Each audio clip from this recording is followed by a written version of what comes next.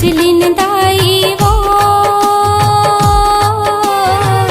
यहो देवी गंगा। हमर भुजलिन दाई वो यहो देवी गंगा। भीगे अंग अंग आठोंगा, भीगे अंग अंग आठोंगा, भीगे अंग अंग आठोंगा, भीगे अंग अंग आठोंगा। हमर भुजलिन दाई वो यहो देवी गंगा। हमर भुजलिन दाई वो यहो देवी गंगा।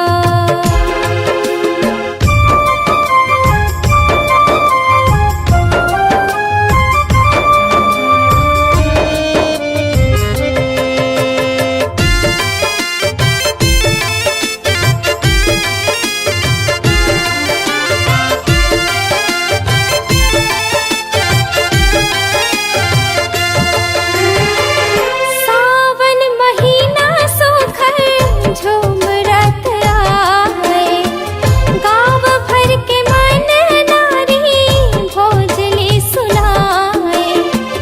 निंदै को नैना करे धान बोवाए, घर भर बहनी बनहा भोजली सजाए।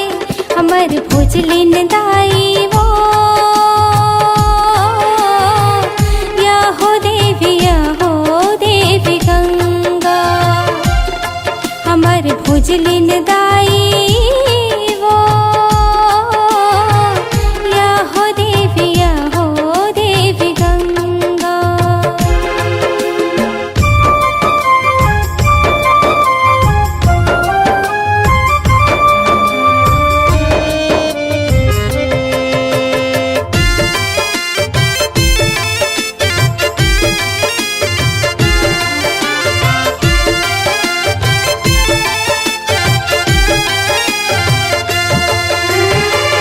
पानी गिरत है मन हरियर हरियर, होगी सिंगारी धरती हरियर उधर।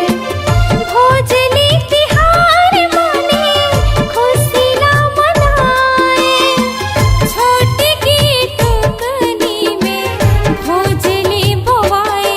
हमर भुजलिन दाई वो यहो देवी गंगा।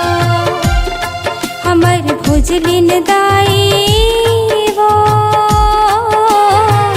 यहो देवी गंगा।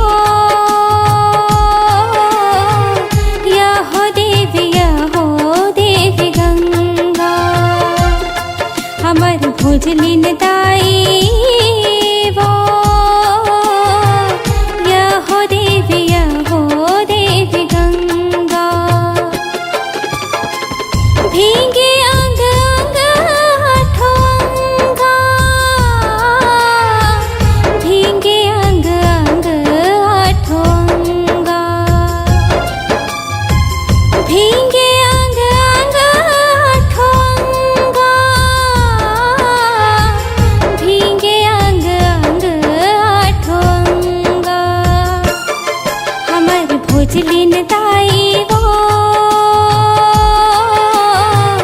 या हो देवी गंगा हमर भोजलिन दाई